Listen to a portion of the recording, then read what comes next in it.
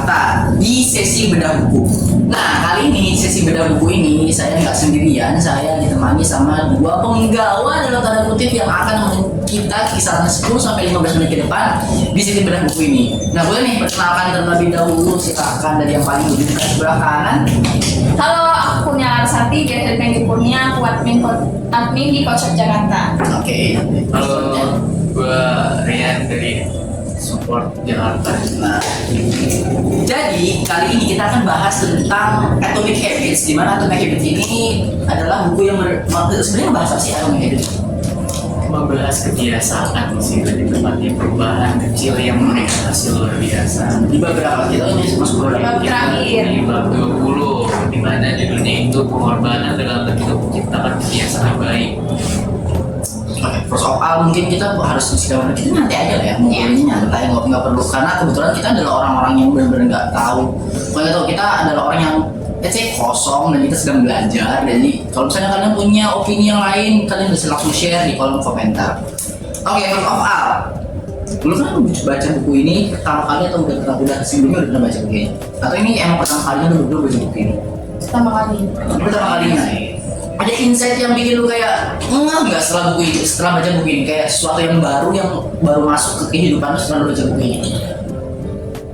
Banyak sih sebenarnya, kayak di bab 20 itu pengorbanan dalam menciptakan kebiasaan baik. Dimana insight yang kita dapat itu ada suatu pengorbanan yang harus banget kita korbanin untuk menciptakan kebiasaan baru. Misalkan kita dulunya itu tipikal orang yang selalu menunda-nunda pekerjaan, tapi dengan setelah baca ini kita jadi sadar istilahnya kita harus ada yang korbanin loh, istilahnya waktu kita harus bisa lebih diefisiensi lagi loh istilahnya, karena kita ngorbanin waktu kita sendiri mungkin dapat menghasilkan mungkin sesuatu hasil yang berbeda dari sebelumnya.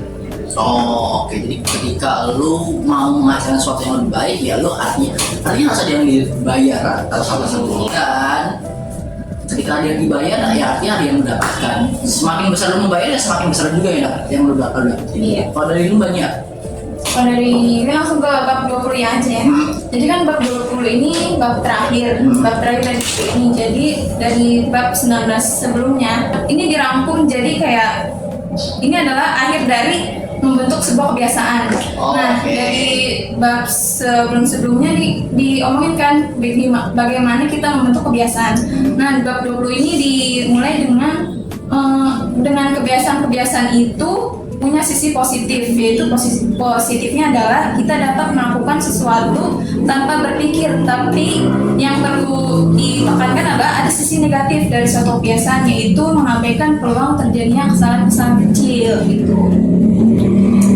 Jadi apa tadi? Terakhirnya peluang Mengabaikan peluang terjadinya kesalahan-kesalahan kecil karena sudah menjadi suatu kebiasaan yang diotomisasi. Oh, jadi karena lu udah terbiasa, udah otomatis, udah autopilot, jadinya itu bukan sebuah hal yang memberatkan lagi. Terus kemudian hal-hal kecil yang mungkin bisa jadi kesalahan karena lu sebelumnya nggak terbiasa, itu akan teratasi karena sekarang udah terbiasa gitu. Iya. Jadi nanti bab itu akan membahas lebih dalam tentang itu. Oke. Nah, bab ini gua rasa sebagai bab penutup juga merupakan bab yang menarik. Ada nggak sih poin menarik juga yang sebenarnya pengen banget kalian sampaikan ke anak-anak Semanggi atau ke para viewers Semanggi University yang mereka tuh kayaknya harus dengar, karena kalau mereka nggak dengar kayaknya rugi gitu.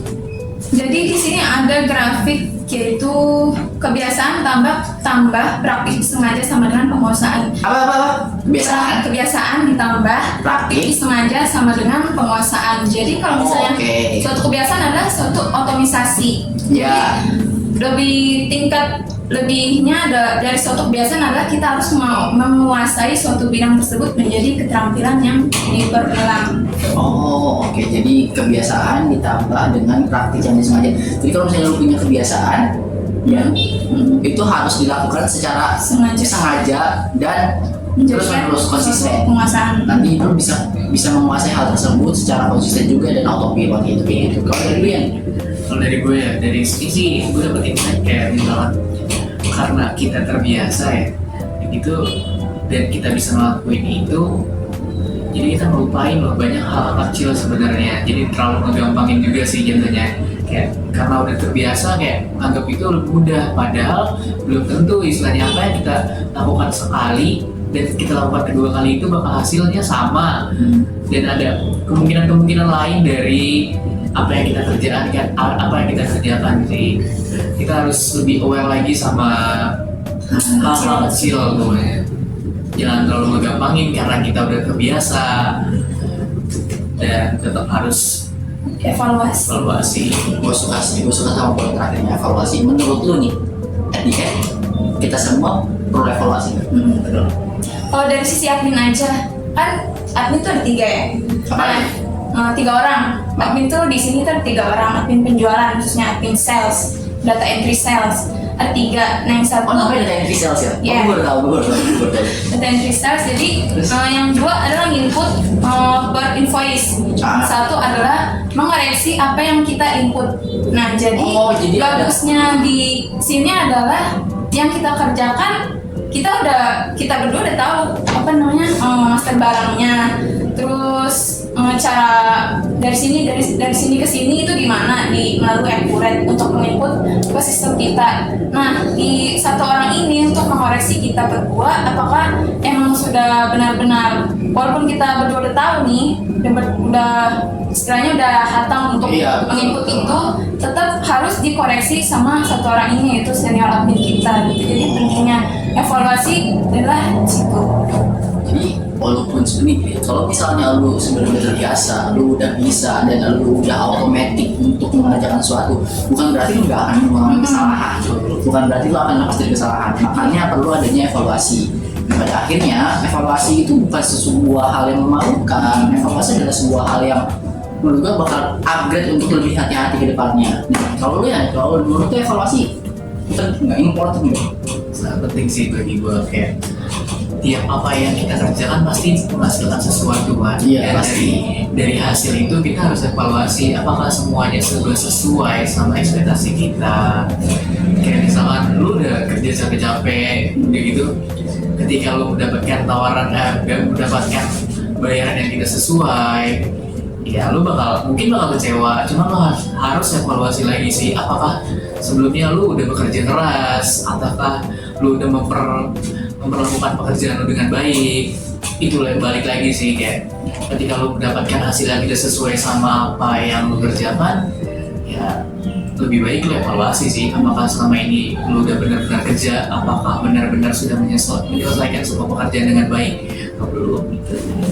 Jadi sebenarnya kita berhak untuk evaluasi diri kita sendiri, kita berhak untuk evaluasi diri kita sendiri. Tapi kedengaran sedikit agak tepi jurang ya, tapi emang ketika kita tahu evaluasi diri kita, itu artinya kita tahu value diri kita. Ketika kita tahu value diri kita tahu berapa kita sebenarnya harus dihargai, berapa kita harus sebenarnya dikasih value sama orang lain dan orang-orang eksternal kayak gitu. Last point. Gue tertarik banget sama yang tadi judulnya itu apa sih? Mengorbankan sesuatu untuk kebiasaan. Lu pernah nggak ngorbanin sesuatu dan berbuat sebuah kebiasaan? Misalnya dari gue mengorbankan untuk tidak pulang malam. Maksudnya gue seneng banget main dan pulangnya 1:30, 2:30 pagi. Gue mengorbankan sisa waktu main gue untuk gue tidur, dan tidur lebih tepat waktu jadi sebuah habit gue belakangan ini. Habit ini menjadikan gue lebih fit besok paginya. Berarti tapi ada kesenangan yang gue korbankan, yaitu kesenangannya gue main itu. Nah kalau lu berdua ada nggak kesenangan yang akhirnya ya udah deh gue bayar ini untuk mendapatkan ini? Pengorbanan yang menghasilkan sesuatu. Iya.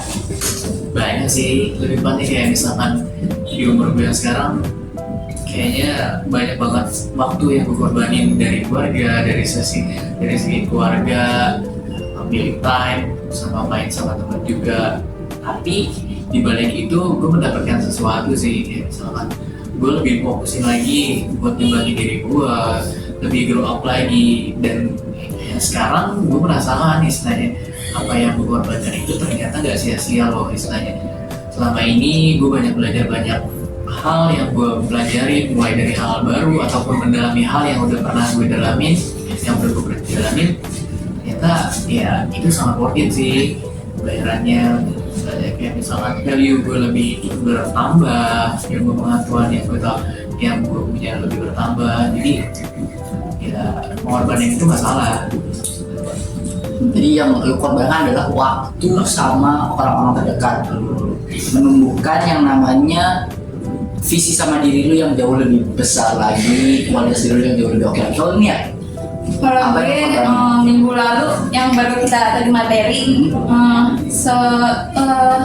bulan-bulan sebelumnya kan gue ngelondri ya, iya, itu mengorbankan uang. Nah, Betul. kalau minggu kemarin gue mengorbankan diri gue untuk nyuci baju gue sendiri, tapi save duit. oke. Ya, jadi kan nggak ngelondri, jadi mengorbankan tenaga, gitu kan, nyuci, mengorbankan tenaga, mengorbankan waktu, tapi duit tetap save gitu loh. Dengan nggak Oh, ngelondri. tapi gini loh, walaupun lu ngeluarin misalnya 10.000 sekilo, let's say 10.000 sekilo, tapi 10.000 sekilo lu kali aja berapa kilo, 3 kilo mungkin, kilo, 40.000 tuh sekali ngelondri. Iya, at the end, waktu yang lu pakai buat ngelondri, waktu yang lu pakai buat nyuci, itu adalah waktu yang akhirnya lu bayar. Misalnya 40.000 itu ya lu bayarnya buat ngelondri itu, kayak gitu. Jadi lu bayar 40.000 untuk menghemat waktu, sebagai lu dapat waktu lebih hemat. Sedangkan sekarang kalau lu nyuci berarti lu dapat 40.000-nya, tapi lu kehilangan waktu kayak Iya. gitu. Nah itu dia, itu adalah poin dimana ada yang harus dikorbankan untuk mendapatkan sesuatu.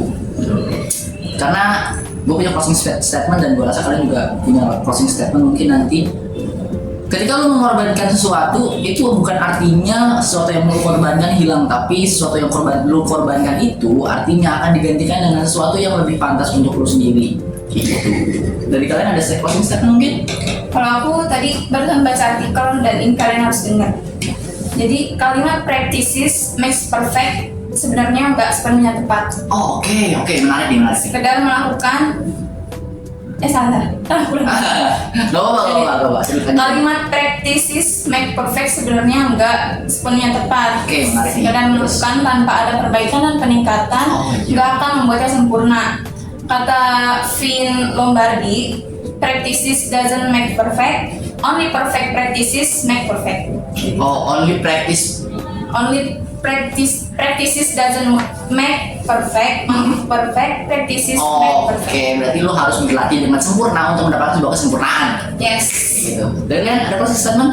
Refleksi diri itu jangan pernah malu untuk merefleksi diri, karena kita sebagai manusia perlu merefleksi diri, melihat ke belakang dan melihat ke depan, apakah yang kita lakukan sekarang itu benar dan sudah selayaknya kita lakukan ataupun belum. Jadi refleksi itu bagus sih buat kita untuk meningkatkan kualitas diri kita juga sih. Oke, at the end itu adalah poin-poin akhir dari buku Atomic Habit. Poin dari bab 20, di mana bab 20 sekedar bab akhir, tapi ternyata itu bukan sebuah akhir, itu adalah sebuah perjalanan untuk kalian start journey yang baru. Dan terima kasih buat Mia, terima kasih buat Rian. Kita akan ketemu lagi di next konten yang mungkin akan dibahas dengan beberapa orang yang berbeda, tapi tentunya pembahasannya tetap akan berbobot dan tetap akan mudah untuk dimengerti dan dicerna. Oke, gua Abin pamit Rian pamit. Gak pamit. dan dadah. Dadah.